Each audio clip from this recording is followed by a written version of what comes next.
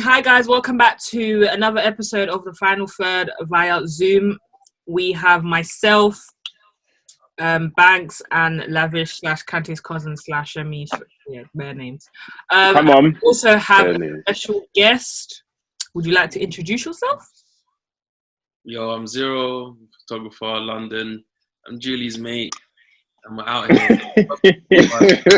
Don't get people support. That's how I know Julie's got pull in these streets. When Julie knocks. What team do you support? I support Chelsea. Hey, you got to explain to the people what's the reason behind supporting Chelsea. How did that come about? Quick breakdown. Boom. Growing up here, I used to support Barca, innit? Don't. Oh my days. Oh my days. I've been to the new camp though. I've watched games there. Don't get onto me, innit? Fair enough. Fair enough. When I was in school, everyone was like, "Oh, why do you support a Spanish team and that? Like, you got to support English team." And my cousin, my uncle supported Chelsea. I was like, "All right, cool, Chelsea." Yeah, bet. So, what year roughly was this, and what year did you roughly start supporting Barca? I think you know what? After Barca smoked Arsenal in that final, I kind of went off them still. So what's that like? Yeah, done. 2006, yeah. 6, 7. 2006 then. 2007 you went to Chelsea. Fair enough. So it wasn't during... Okay, yes, that's fine. Anyways, we're just going to jump... so shameless. We got some harsh memories for Julie and Shimmy. Alright, just let her do her job, yeah? Anyways, I'm going to jump straight into it. And the first question I'm going to ask out to all three of you is, I want you to rank these 5 players, their campaigns in order. So we have Thierry Henry, 2002, 2003, Bale, 2012, 2013, Salah, 2017, 2018, Van Persie, 2011 and 12, and Suarez, 13, 14. See, I like this question because these are all all of these campaigns, I don't think they won the Premier League. Any of them won the Premier League. Yeah, so the winners' discussion's out the window. Yeah. So, yeah, the winners' discussion's out. What year was Bell? Was it 10, 11? This was 12, 13. 12, 13. And then RVP's was 11, 12, yeah? Yeah, that was Arsenal's last season. His last season at Arsenal. Oh, that's when you got Chelsea, innit? Yep. Yeah, 5-3. Justin. Okay, firstly, this is quite tough because our age is roughly 20, 24, 25, 23, 20. That's our age bracket, like between 22 to 25. Yeah. So our memories of the 02-03 season, it's all through Premier League. It's all through Premier League years and stuff like that. So but that's the season that Henry touched 20 assists and touched 20 goals as well. 20 goals, 20 assists, yeah. So I think you got like 24, 25 goals or something like that. But I have to rule that out just off of the strength of I didn't live through that moment. But I knew what was going on. That's the year I started supporting Arsenal. I knew what was going on, but I didn't live through that moment. And even if I lived through that moment, analysing football as a child is different to when you're analysing and watching football weekly. Hold on. Okay, if you talk again, I swear. We do not condone this on our channel. Just saying. One thing. Alright, so for me personally, I think I'd put Bale at the top of that list because when you look at the squad that he had around him and the match-winning moments he had in that 12-13 season, like every time, give the ball to Bale and you know he's doing something with it. Like who did he have around him? He had Adebayor that season, Lennon, and Van der Vaart. This wasn't them like in their primes. Like this was them saying, Bale, you're gonna have to carry us this season. The only way that would have been outright Bale at the top, if you got them into top 4, it would have been undeniable. But amongst because Bale that season, if you want to look for the definition of match winner, go look at Bale 2012, 2013, because unstoppable is the only way to describe it. That's very. I agree with what you're saying, Banks. So we've ruled out Thierry Henry. For me, I just go Bale. What we saw Bale do was unstoppable, because it seems that every other person in this list had like a Robin, had like a wingman. So you would say that RVP had Song in some sense. Yeah, he did have that. But he had. That was a carry job as well. To be fair, RVP carry job as well. So you're saying the pieces around RVP? What did you say, Roms? I said Song was alright, but like he ain't that. Yeah. So they had no. Are you saying RVP had no pieces around him? No raw pieces. He did, though, because like he's not like Suarez, who could like create a goal by himself, in it exactly. So yeah, I agree. Kind of, innit? But Suarez had, was that Suarez Sterling? Yeah, Suarez Sterling Sturridge. So I'm taking Suarez out. I'm leaving it to Bale and RVP. RVP in the sense of he was absolute. RVP was scary. Like RVP was one of people. One of the best striking performances we've seen in the Premier League. Like, and it was back-to-back seasons, because the season before was epic as well. But what Bale was doing, it came out of nowhere. Bale was scoring in single-handedly. So, but why I'm saying RVP had no pieces around him, I'm comparing it to Bale. Bale had nothing around him. In comparison to the Arsenal Tottenham, that Bale carried a muddy team. It was a very muddy team. It seemed like Sebastian Bassong and them, man. Salah. Here's the thing with Salah. It's more so goals. Yeah. So Salah's more so goals. And the thing about Salah's goals were, I'm thinking few and far between. There's not real moments in which Salah was the match winning, like he'll put the team on his back and go and get the goal. Mm-hmm. I can't off the top of my head think of moments in which when that happened. But with Bale, I can pick up West Ham match, specifically the West Ham match, where it was literally they were 2-1 down or they were 2-2, and Bale just smacked it from the D, and it nah. I even think about Bale running past Rio Ferdinand. Was it Old Trafford in like August or something? Ran past him, dusted Rio Ferdinand, but put him in the dust. When I think about Salah's season, that 32 goal season will always be iconic. 32 in 37, 38 games, however many he played, that'll always be crazy. But when I think about Salah, it's less so. It's more of the goals rather than these iconic pulling a dirty team out of the mud sort of moments. That's the reason why you kind of have to rank Salah's season, because even though it sounds crazy ranking a 32 goal season below Bale's and to a lesser extent Suarez, Salah's one, you never really saw it, like you never really felt like he was dragging a dirty team out of the mud. Like he always had money to complement him. He had Virgil van Dijk towards the end. Firmino, like in comparison to the Bale situation, I just don't think you can compare it. So, Roms, do you think your ranking's similar, or do you have anyone that's different in position? I have to agree, because at first when I saw the list, I did think Suarez in it, because he scored 31 and like 33 or something. Mm-hmm. Yeah, crazy numbers. Their goals against dead teams, like you scoring like Norwich, like back to back and stuff like that. Nah, he used to love Norwich, man. I love beating up on. There was a stat that came up recently of where Suarez got his goals and the matches in which he got his goals, and they were all like winning matches, and 9 of them were against the relegated teams. That's very unfair, because when you skew results, then again Liverpool were losing to small teams around them times as well, so they were big goals. And I find interesting is if you take some of these players out and swap them, would they have the same impact, or would they have even won something? If you put, there's only 2 wingers in here, because Suarez, RVP, and Henry are all strikers. But if you put Salah in Bale's situation, Salah's not giving you the clutch of them goals that Bale was giving you. And I don't even know if he gets the amount of goals Bale got in this season. If you put Salah in that Spurs side, if you put Bale in the Liverpool side, I don't think you'll get 32. You're not getting 32, but you're getting very good. You're getting very good production from that position.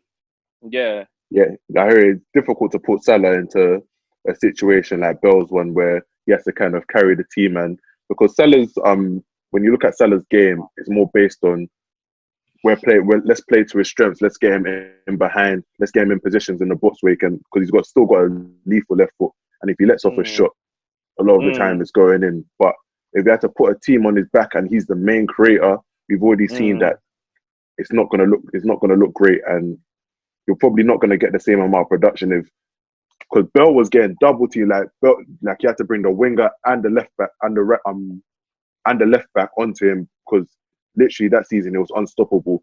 If you do that into Salah and tell him you still got to create from there, very different situation. Not happening. Okay, Not happening at all. Moving on to the next question. Young players are having a breakout season.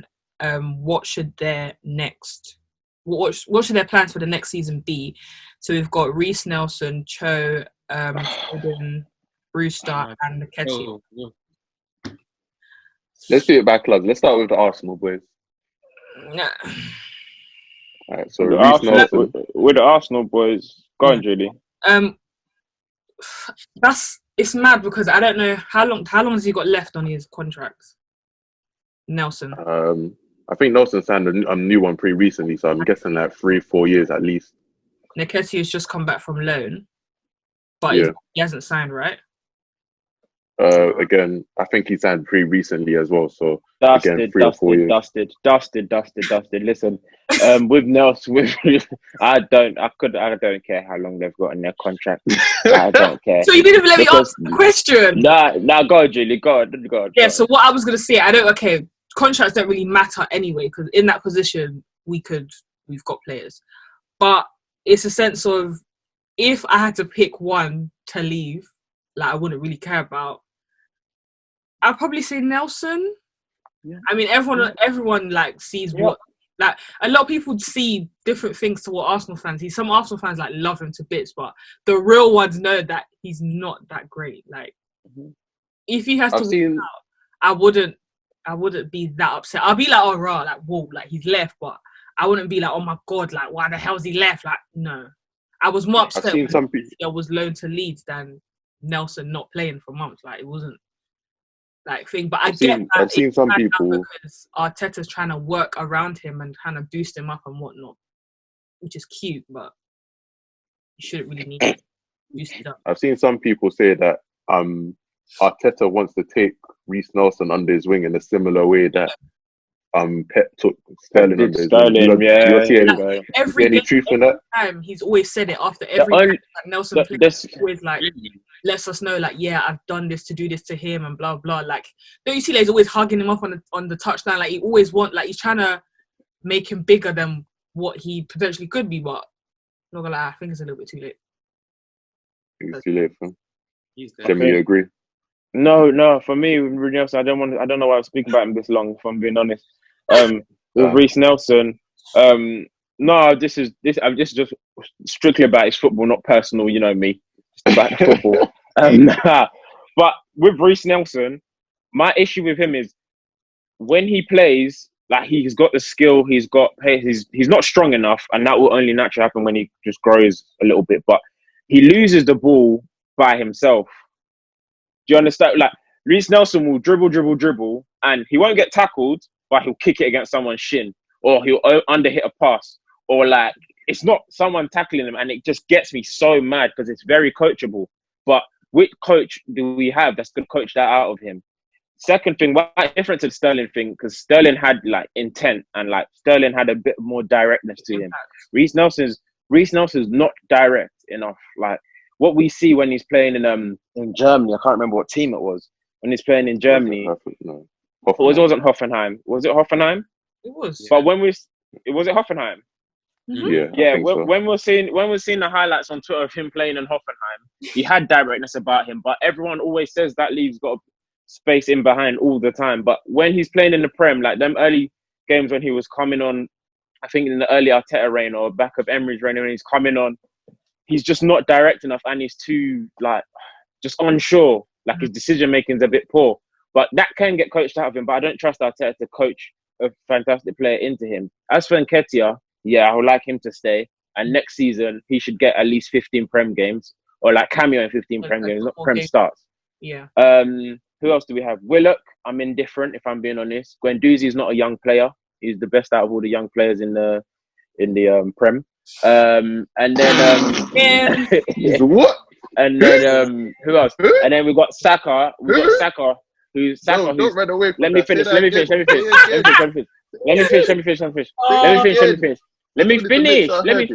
finish. Guendouzi's 20 years old, yeah. Compared to all the 20-year-olds in the league, let's the games under his belt and the maturity he's shown, and compared to all the 20-year-olds in the league. Anyway, I'm not going to touch on that anymore because we're running out of time. Saka playing out of position, and he showed he's one of the best young left backs in the league. So I'll like him to stay because he's playing out of position. But him playing out of position, he's playing well in that position. So that could just be his new role.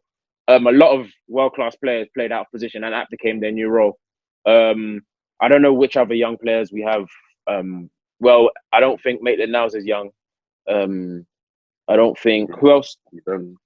You done with him anyway, Maitland-Niles. Yeah, I'm done with him. What's your thoughts on some of the Arsenal youngsters? He can get out of here. That's what he needs to do. Get out of here. What's your thoughts on some of the Arsenal youngsters? For me, Reece Nelson, yeah, I don't understand like what position he's trying to play. Like he's a bit confusing. Like, I don't know. Like, thank you. Like, I don't get what he's on. Like, I don't get it. Obviously, I watch a lot of like Bundesliga highlights and quite a few games and stuff.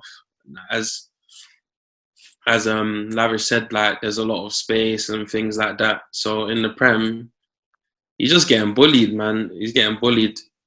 And then Nketiah, I think it's hard. He's like, he's got that eye for goal. Like he's like a little fox in a box thing. And I feel like Arsenal, they love it. They need scorers in it because more time. Creativity is usually calm at Arsenal throughout this whole time I've been alive. So usually it's goals they need. And Aubameyang's obviously been just bagging up goals. Even Arsenal a lot. So they need someone kind of similar. I'm not saying he's going to fill that boots, but like, you know, that odd goal here and there just to keep them afloat, innit? Definitely. All right. Let's move on to the next club. Start with your club. Callum Hudson-Odoi. Before I ask you what you think for next season, what do you think of this current season? How do you think he performed this season? I think he was doing all right, man. Obviously, he had that injury, which is jarring. I like him because he's direct. Like, he's mad direct. I feel like a lot of like youngsters and stuff, they're coached out of being like as direct as they like 100%. Used to be when they're youth level and stuff. But if you just attack guys, then they get scared, man. They're not used to it. Fullbacks are the most scared players on the pitch because they don't expect wingers to run at them normal. So when you get a winger that actually runs at you, they're terrified. They're the first players that out of anywhere on the pitch, when they get out isolated, it's very, very obvious. So like they could get into one-on-ones very easily, and then it's just about skill, how good you are at defending and how good your position is at attacking. And with Cho, I think he's very, very good. Like out of all the youngsters, he has the highest prospect. Like he's the best talent level. I think that's well known. But Chelsea fans, Chelsea fans, one thing you lot love to do, is just you lot love to like appreciate the stock yourself without it actually being proven on the pitch. So, and I think Bayern helped that with the whole Bayern rumor as well. You lot kept hold of him, which is good. I wanted him to go, but he's come back from a serious injury, and obviously the season's been a bit. It feels so long ago, obviously, with everything that's happened, but it just seems a bit. There's nothing. He showed nothing special, really. I have a couple Europa matches. Was it Europa or Champions League matches? Can't remember. But he played, or maybe that was last season. I'm thinking. But and then Arsenal. I remember the Arsenal match where he was doing bits. I think he had up Saka or something. But there's nothing really for him. I just want him to get loads of games under his belt, like first team games, starting games next season, and let's see what he's about. And let's just see what he's really about without Chelsea fans influencing the team. I think he will do, because you got like Willian and these lot. They need to go soon, man. They need to go. Like I love Willian. even Pedro, that's one of my guys, but they need to cut, man. Pedro? Nah, no, it is. As I said, I like Barca and things like that, innit? So I've seen Pedro play for long, 2-footed. He's just a mad finisher. For me, I just love it, innit? So he's so good for me. But at Chelsea, he's fell off a bit, innit? So naturally, he's kind of old, innit? So I feel like he'll get minutes, or Cho will get minutes, and it'll be calm. I agree. Yeah, I agree with Lavish in terms of this season. I don't think Cho really got into the flow of things. Lampard wasn't really playing him when he came back from injury. Then he put him in, took him out. It was a bit up and down. So I think next season, the key for him, I don't think there's any way they send him out on loan or sell him. Next season, just key is just getting games under his belt, getting flow, getting minutes. Because as you said, when he's attacking players from the left wing, even from the right wing, he's so dangerous. Like, he can go either way, he can go outside, inside. But he just needs to get into that flow, get that confidence back up. And once he starts doing that, I think the talent that we all know is there will really come to show out again. Let's quickly touch on Foden and Brewster. Okay. For Foden, for me, obviously Pep loves to sing Foden's praise. Like I've never seen somebody sing the praises of a guy who never plays. Like, this is literally new to me. Weird. Somebody It's that quite you never, weird. somebody It's that quite you weird. never let touch the pitch, you sing his praises. Weird. But it's like Foden is so wavy. With Silva supposed to leave this season, I'd say his best bet is to stay because he's still at a top club. And if Pep does have the faith in him that he claims, then that role should be his come next season. Come next season, if it's not his, if he's not starting on the first game of next season, Pep's gonna get someone because you're not gonna have a centre mid of Rodri, Gundogan, Bernardo Silva, and Foden. That's the thing for me because I can't see Pep letting Silva go and then not getting in like. I'm thinking guys like Saul, Koke, proven. He's gonna go get a proven experience. Yeah. And if Foden's happen, got to leave City. If that does happen, I can't see a way that Foden would want to stay because he's been like, his name has been touted amongst the City, like supposed to be coming up amongst City since he was like 16. For 3 years. That's when we first seen him burst onto the scene. And if 3 years later he's still not really having a sniff of being a star, even the way Pep has been talking about him, then you've got, like, at some point you've got to say, okay, my mate Jadon Sancho, he's out there tearing it up, playing England international games. I'm starting for the biggest clubs in the world, and I'm still here sitting on the bench when I know I've got just as much talent as him. Then you've got to start thinking about the development of your career. Because when you think about it, like, even though they're only 19, some of these, like, when you look at Mbappe, Rashford, Sancho, like, they've done so much at such a young age, and it's made that they can develop a lot quicker than if they were waiting their time, if they were just sitting on the bench.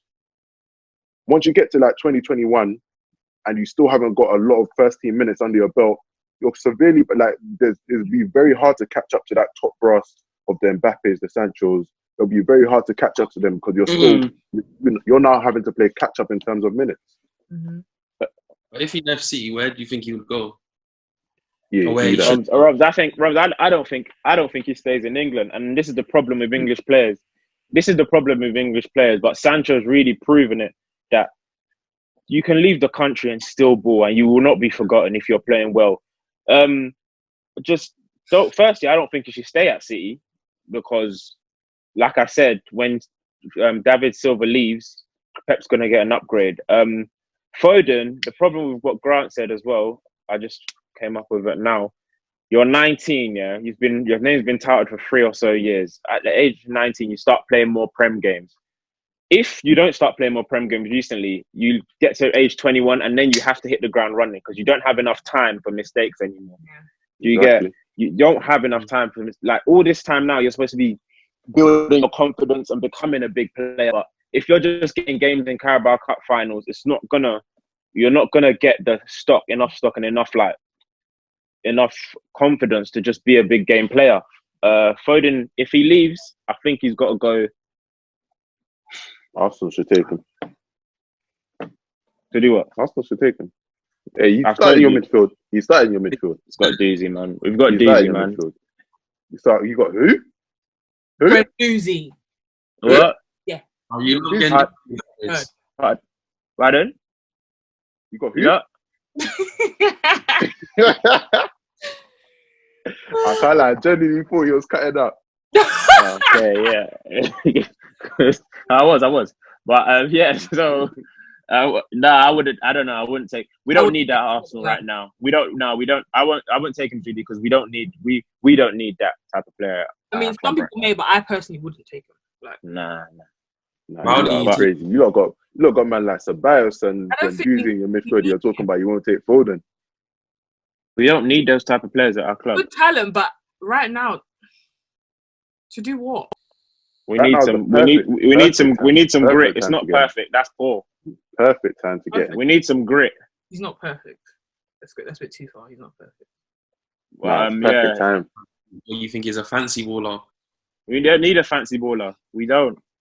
We really don't need a luxury baller. We don't. We need too many of them. We need some. Yeah, we need some nails. IC3. Honestly. Yeah, we need some IC3s. Ryan Brewster. Ryan Brewster. It's another difficult one, man. Another difficult one because he's got to get ahead of. For me, he's 18. He's not 18. How long's Brewster's 20 name now. been on? No, he's not. Seriously. I swear he's the At youngest. least, it must be 19, 20 at least. But yeah, it's another difficult one. Yeah, it's 20. Yeah, another difficult one where he's got like a lot of competition to get ahead of. And he's done all right at Swansea. He scored a couple goals. I think he's got like 4 goals in like 13 games. So he's done all right. He's finding his footing in professional football. He's missed out a lot of games, a lot of time because of injury.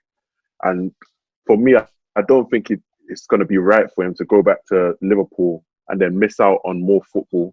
He needs to, at this point, he needs to continue. He needs to stay starting professional matches. Don't go back into the under 23s because it's too easy for you. Like he's a very top baller. So under 23s, it'll be too easy for him. He needs to stay on the track of professional football. Possibly drop down into Championship because I'm not sure if there's a Premier League team that'll take a risk on him. But either way, he does. Again, but I'm not sure which team he'd go to. But yeah, I'm not sure going back into the under 23s is the right move. Okay, I tweeted on our account. So if anyone has any questions, I think this will be like a good ending thing that we should do. We have a few questions. The first question was, will Poch do well if he goes to Newcastle? Yeah, I think he will. I think he will. Why, Roms? Why do you think he will? Because at Spurs, like we all know Daniel Levy don't really spend peas like that, innit? But at Newcastle, hopefully he should have peas at his disposal. But obviously there's like financial fair play and all of them things there. So it might take a while. But he was at Spurs for how long? Like I can't even remember. 5 years or something. 5, 6 years. He did decent, innit? If he's got back in, Newcastle's a big city, big history and that. I think they'll do all right. Personally, though, I'll prefer that Rafa went back. But less scary, innit? Less scary. Yeah, but I think Poch will do his thing, 100%. Tell me, why don't you agree? I just don't. I don't know if I trust Poch's eye for talent. Okay. Oh. I don't know if I trust. I don't know if I trust Poch's eye for talent. It's never been put to the test because he's never really spent money. Everything at Spurs seemed like it was already there. Who brought Kane through? Wasn't it AVB or Sherwood or one of them? Someone else brought Kane through. No, it was Pochettino that really gave him his push. But was it? When did he make his debut? It was before. It was like one of the. It was like Sherwood or something. It was before Poch. A lot of them were already there. The two, Vertonghen and them man were already there. I think he brought Sanchez. He brought Aurier. I don't know. I don't know about Poch's eye, but we'll see. He could get there and be like Mark Hughes at City and QPR. He can get there and be like Mancini. So, boy, Don't be nah, I'm not going to be disrespectful. But he can coach. One way we know he can coach. He can coach. For me, I think Pochettino will be a success at Newcastle because good coaching, big word, plus money. Biggest. This guy, bruv, and these Newcastle stance. What's a success? Yeah, what is success? What is success? Making Newcastle competitive again, getting them top 8, top 10 finishes in the next couple of years will be a very good thing for Newcastle. Getting them playing a good brand of football will be a very good thing for Newcastle. Eventually, challenge for them Europa places. Couple years after that, and then maybe after that, we're talking some Champions League football, possibly. But for me, I'm not even sure that Newcastle's the right move for Pochettino. I feel like he's already done the building thing at Tottenham. Like, I think now he wants something more secure. Like, he wants foundations already being set. He wants to be able to go there, spend money on top players, and turn them into title contenders. Because he's done the building thing already. I think now he wants to add some credibility to it. What's wrong with being a specific type of manager? I think this is what we always get mixed up as fans. There's some managers are just good at doing specific things. So you have a cup manager, a relegation manager, a mid-table manager. Like, there's different, and he could be a building manager. That could be his own. Yeah. Do you get? It doesn't have to. It could be, but from the way it ended at Tottenham, you could see he wanted more. Like, he wanted the ability to spend more to take Tottenham to the next level. He wanted Tottenham to win. Like, he wanted to take Tottenham to the next level, but Levy and him wasn't on the same page. So I don't think you can say that he's just a building manager. That's all he wants to do. I feel like he wants. I'm not saying that's all he wants to do. I'm saying what's wrong with being like a specialist in that trade? That's his in that type, because there's different types of managers. That though. Pardon? No one remembers managers like that, because people like Mourinho, who just come in, they win. People are going to talk about it later, innit? Poch telling me like, he got to the final with Spurs and they didn't even turn up. It's true. Every manager wants a legacy. Like, until he's tried it at the top level, until he's tried giving the money, I don't think he'd want to be pigeonholed into, I'm just a building manager, let me just do that. I think every manager wants to try and win things. Every manager wants to reach the highest possible level.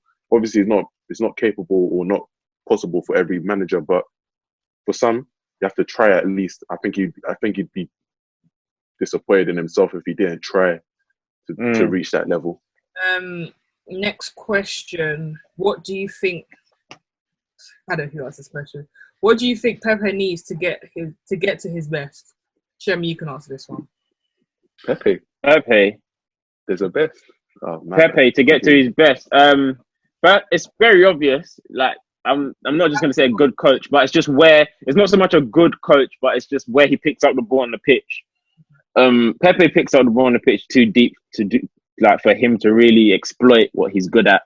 You can't pick up the ball from the halfway line and start off dribbling and carrying the ball from there, because you're not Messi and you will get tackled. Even at that, our style isn't set up for what Pepe needs. So we need to get the ball gone and him to run into that space. So even though he's good at dribbling, he's good on the ball in terms of dribbling, you don't really want him on the ball. You just want him in like the final third, literally final third of the play. Do you get what I'm trying to say? So to get good, he needs to be put in the correct system, and he also needs to discipline his play and to know when to release the ball and when to do his dribbling stuff. Arteta needs to a lot of like, he needs to tell him maximum 2 Cruyff terms every dribble, just maximum every other game. Just maximum 2. You can't be doing Cruyff turn, then kick it against him for a corner. Like, you need to be coached. And then point like. I think that's it. It leads into the next question. Where next for Pep if he wins no CL or no Premier League next season? So assuming he's not going to leave this season because of the whole pandemic. If he doesn't win anything, where's he going? This coming season and the next season. You go manage Catalonia. Go manage the Catalonia national team. You think it bring it back? I'm done. I am done. I understand. You think they're gonna? That's it. Go manage the Break out. Catalan national team, fam. They're not going to break out of Spain, firstly. So much. Leave him and his I'm ball. telling you, man's gonna be petitioning to get that team started, fam. Rums, where do you think he should go? I don't know, because what he's done, Spain, England, like Germany. There's two places I had a think. couple trophies in Italy. There's two places I think he's got to do. He's got to call Messi, say, listen, the last dance. Let's do this. You get. Let's do this. Because there's a lot. There's a lot of disrespect on those two men's names right now. Yeah. The last dance. Let's go back and do this. And let's try and get hold of Neymar, or get the Serie A to be one of the best leagues again. Go take the Inter job. Why not? And then rival Juve, because boy, they what like Germany pointless. If he goes Italy, he's only touching Juventus. That's it. He's not trying to compete. He's trying to go there, take his 3 titles, and then go back on holiday. That's him. That's him. The only other thing I would rate that he could do is if he went PSG and got them a CL. I'll be serious. I'll be serious. That's actually very. In it. But if you got that's PSG, that's very realistic. Still, that's very realistic because the owners are more or less like cousins or neighbors, and that. That's very realistic. What's he's in charge? Thomas Tuchel, he can get gone, man. He can get gone. He's very disposable. He needed to go, but to this day, I tell you, if the Arsenal job was available when he went to City, he would have picked the Arsenal job. Woo! Anyways, I'm with you on that one, boy. You would have picked the Arsenal job with 7 million to spend. Yeah. Listen, at the end of the day, you could have picked Pep, but you went and got Jose. Never forget what club you support, bro. Fair enough. I ain't even gonna fight that one. Our final question, it's kind of a long one because we're kind of running out of time, so we might have to cut it down. But top 3 football memories growing up, so 90s and the 2000s. I don't know why we're going that far back, but if you can remember from that far back, your top 3 football moments growing up. They're all sad. I can go first. I've got some. I'd say when I first went to the new camp, I went and saw Barca against Bilbao 5-1. That was crazy. Like that's not the one. Wait, is that the match where Ronaldinho did a madness and he did a mad dribble? No. This was like the season before Neymar came. So it was like Pedro and them lot, Iniesta, Fabregas. Interesting. I've seen Fabregas play for Arsenal, Chelsea, and Barca in real life. Savage. That's my guy. But, I'd say that was a good game. Nou Camp atmosphere is crazy. What's another game that was lit? I'd say watching that Barca final against Arsenal was a great one to watch. Still, it was just funny. Like it was just hilarious to watch. And then obviously number 1 breakdown just like that. Okay. Chelsea winning the Champions League final, like Drogba, the little header, the 10. Brother, Van Nistelrooy in the living room. Still, I'm not gonna lie. I hear it. Bro, what's your top 3, or if you just got one memory that will never leave you? I remember one memory that always stands out. Joe Cole's volley in the World Cup against Sweden. I swear to God, when that volley went in, the next day, play out, everyone was trying that same volley. Everyone was trying that same volley. You know how cold that volley was? You know how cold it was? No. Another one, this is another one, a random memory of mine growing up. Like, for a year, I supported Leeds United, and it was the year they got relegated. I just remember crying when they got relegated. Yeah, 03, 04. Alan Smith. You lot got Alan Smith off the back of that. I was watching Gillette Soccer Saturday, just watching Alan Smith cry, and I broke down crying. Alan Smith was crying. I was crying. Oh my days. Nah, get him to his last one. He's got one more. What's the last one? Let me see. 1 minute. I'm all sad, Julie, because of the state of our club. Yeah, I'm not gonna lie. I can't give you I can't give you an exciting memory, but I can give you memories. I can give you Aguero. Adebayo running the length of the pitch. I was at that match, so that will always be my. Yeah. You was at the match. Yeah, City of Manchester. Don't ask why I was there. Then obviously Barca, 06 Paris. I genuinely believe this was before like Arsenal were used to upsets. So normally like if that happened, you'll be like, oh, they're just gonna. I genuinely thought it was gonna win. Another match I thought was gonna win, Birmingham. Carling Cup final. Oh, that was funny. I had Zizic as my BBM DP for a minute, fam. Yeah. World Cup memories to Shabalala. Julius Agar doing backflips in 2002. England's ghost, like the ghost goal in, the one that crossed the line but never crossed the line against Germany. And then Brazil 7-1. Yeah, pumped by Germany. So many. This penalty miss is always gonna be mine because they. Yeah, I just don't want. It's all negative. It's all negative. Nah, that was a positive moment for me. This was back when, I used to, Ghana versus Nigeria, It was real. No, I wanted Ghana to win with everything. I wanted Ghana to go home. You think Ghana go home? You think, I wanted that. When I tell you, when they slapped the crossbar, my happiness. You knew they'll lose the penalties, though. You just knew they'll lose the penalties. You knew they'll lose the penalties. Once they missed that opportunity, I knew it was done. Yeah. Boy. I'm not gonna... Football's been miserable. Come again, Judy? The football's just been miserable. Yeah, it's been miserable. Hopefully, better decade for us this coming year. Come on.